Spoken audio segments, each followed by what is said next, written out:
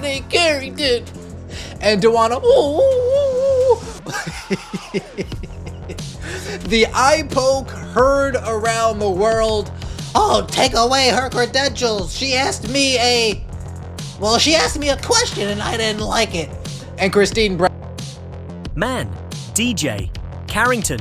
Oh, DJ Carrington. And Dana the eye poke heard around the world. Take away her credentials. She asked me a question and I didn't like it. And Christine Brennan in USA.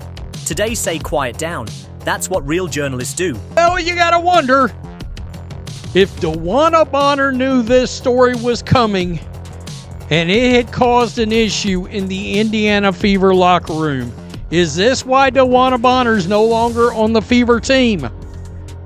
Now that this story... I know you guys aren't used to it, but we're not taking her. Something just snapped, and it wasn't a shoelace. Dijonai Carrington lit up the room like a 4th of July firecracker.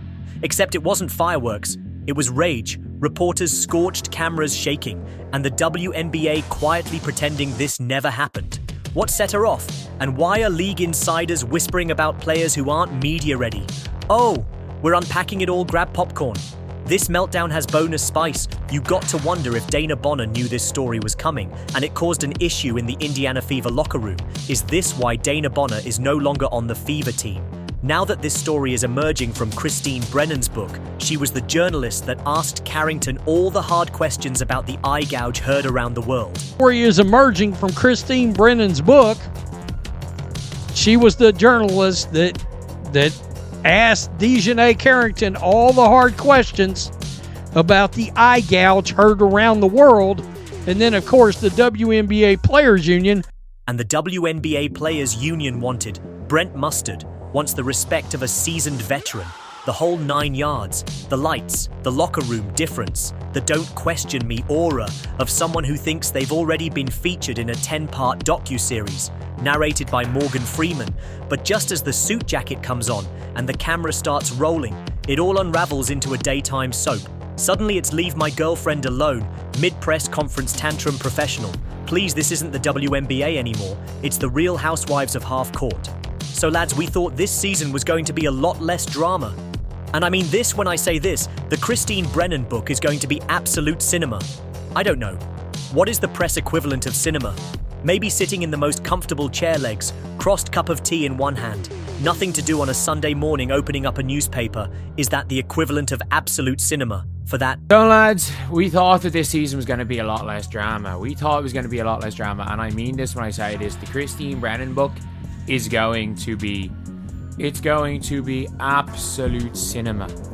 Well, I don't know. Absolute, what is the press equivalent of cinema? I don't know, but DJ Carrington, this is mental. The delusion is Olympic level. On one hand, it's treat us like pros. On the other hand, it's no hard questions, no accountability, and absolutely no poking around the off-court drama. But here's the kicker. The off-court drama is the content. They're practically gift wrapping it. Mustard's trying to dodge questions while standing on a megaphone. If you don't want scrutiny, maybe don't drop thunderbolts every time someone glances in your direction. Oh, DJ, she just asked you a legitimate question. DJ, calm down. But no, they were talking about Melissa sitting on the bench. This is about Alyssa sitting on the bench. They were saying mean things about DJ. It's okay.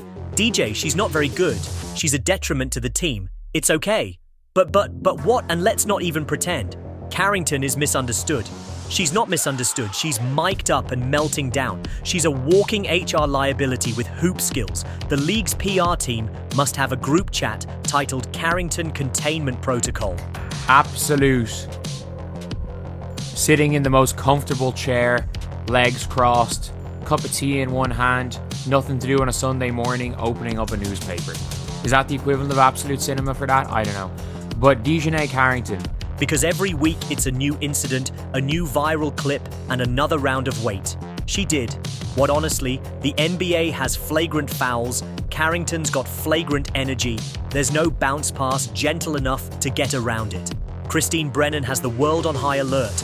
The world is waiting on her book, On Her Game, about Caitlin Clark by Christine Brennan. It comes out July 8th, and boy, everybody's waiting to see what is in that book. You got Cheryl Reeves trying to get ahead of it. You got Dawn Staley trying to get ahead of it. They are terrified. They are scared to death at what Christine Brennan has in this book. And now you have DJ Carrington threatening to sue. She's threatening to sue Christine Brennan. We're talking about someone who may be one eye poke away from a league suspension and still thinks she's the victim. She's been collecting technicals, like their Pokemon cards. This isn't grit. This isn't passion. This is a WWE audition in slow motion. Hey, she just asked you a legitimate question, Dijonai, calm down. But no! But no, they were talking about Alyssa sitting on the bench. This is about Alyssa sitting on the bench. They were saying mean things about Dijonai. It's okay, Dijonai. She's not very good. She's a detriment to the team. It's okay. You can practically hear the commissioner screaming into a pillow while her agents email apologies with the subject line, "Please ignore the screaming." But what do the spin doctors say? It's just passion. No, it's not passion.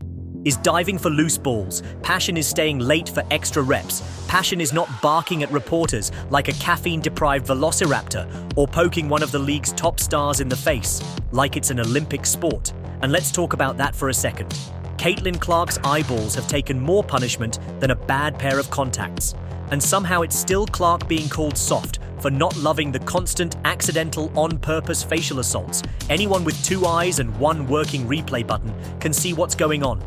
This isn't defense, it's sabotage with a jersey on. There's always that moment of pretend shock, like, oops, my hand slipped directly into your retina. Because I think it's slightly juicier, we know Dana Bonner still doesn't have another job right now. Brennan has the world on high alert. The world is waiting on her book, on her game about Caitlin Clark by Christine Brennan. It comes out July 8th, and boy, everybody's waiting to see what is in that book. Because inclusivity is important. Nalissa Smith isn't a very good basketball player, but she seems like a very good person. She seems like a very good person, but I'm so happy. Nalissa Smith is not on our team anymore, because we don't have to deal with DJ. And by the way, like, Nalissa Smith has very much helped us win 2 games. We've gotten 2 huge wins. Nalissa Smith has been a big help with us beating the Wings and beating the Aces. But it says here, Indiana, Indianapolis, Fieldhouse Files, Fever Beat writers. That's not how this works. You can't ask to be taken seriously and then behave like you're starring in a TikTok soap opera representation. Isn't immunity, professionalism isn't a part-time gig. Even the fans are catching on. You can only cry wolf so many times before people start building wolf traps, and the league. Dawn Staley trying to get ahead of it. They are terrified. They are scared to death at what Christine Brennan has in this book. And now you have Dijonai Carrington threatening. The league is in full damage control mode, issuing statements that might as well read, "We acknowledge something happened, and also would like everyone to please stop looking at it." They're stuck trying to grow the brand, while the players are out here setting fires with gasoline-soaked microphones. It's honestly impressive. Not since reality TV has there been such consistent weekly chaos. If Bravo ever runs out of content, they don't need to reboot another Housewife series. They just need to air Carrington's pre-game warm-ups and post-game interviews back-to-back ratings gold. She's got more drama in her shoelaces than some players have in their whole careers. The real gag though, they're acting like it's your problem for noticing. Why are you focusing on this? They ask while literally trending on Twitter for the 12th meltdown this month. Newsflash, you don't go viral for peace and composure, you go viral for losing it on camera while the ball is still bouncing. And let's not forget the double standard that magically appears when Carrington starts swinging her verbal elbows. Anyone else pulls half this stunt and they're benched, fined, or turned into a league-wide cautionary tale. Juicier. We know DeWanna Bonner still doesn't have another job right now. She wanted to go to the Phoenix Mercury, conveniently where her girlfriend plays, or wife, or whatever it is. But somehow with her, it's always a misunderstanding. Like, oh no, the microphone caught her again. How unfortunate, she put up some emojis. She said it's cap, meaning it's lying with the crying emojis. And then she said it's defamation at this point. And what she is referring to is things that are written in the book by one Christine Brennan. It's getting crazy, y'all. Christine Brennan is talking about the situation where in the playoffs, DJ Carrington, it seems to intentionally intend on purposely poking Caitlin Clark in the eye. This isn't sustainable. The league's trying to grow, trying to bring in new fans, trying to show sponsors they're polished and elite. Meanwhile, the players are out here performing TikTok beef in 4K. The professionalism isn't just missing, it's on an extended vacation with no return ticket. They want media attention, but only if it's filtered through fan fiction and flattering camera angles. And the most ironic part, Well, I'm not up on their terminology that they're using. But this is very interesting because we have now found out DeWanna Bonner confronted Christine. Carrington and co are incredible athletes. The talent is there, the skill is real, the potential to grow the game is enormous, but all of that gets overshadowed. Every time someone confuses a post-game QA for a roast battle, all the raw athletic brilliance in the world can't outshine the noise when the noise is louder than the buzzer. So here we are, a league desperate for credibility. A team of players who want to be respected like legends, and yet they can't resist throwing reality show drama into the blender and serving it to the media with a straight face. One more incident, and Carrington might not just be off the court. She might be starring in her own spin-off show called Suspended the Series. The saddest part, fans are losing patience. They tuned in for basketball, not soap opera reruns, and until someone in the league decides to trade theatrics for discipline, this circus is only going to get louder. The question isn't if another meltdown's coming.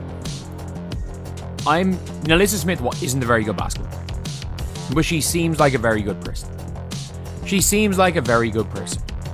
But I'm so happy Nalissa Smith is not on our team anymore because we don't have to deal. It's just who's holding the camera when it drops, and somewhere in the middle of it all, Mustard's still out here demanding respect with one hand and throwing tantrums with the other.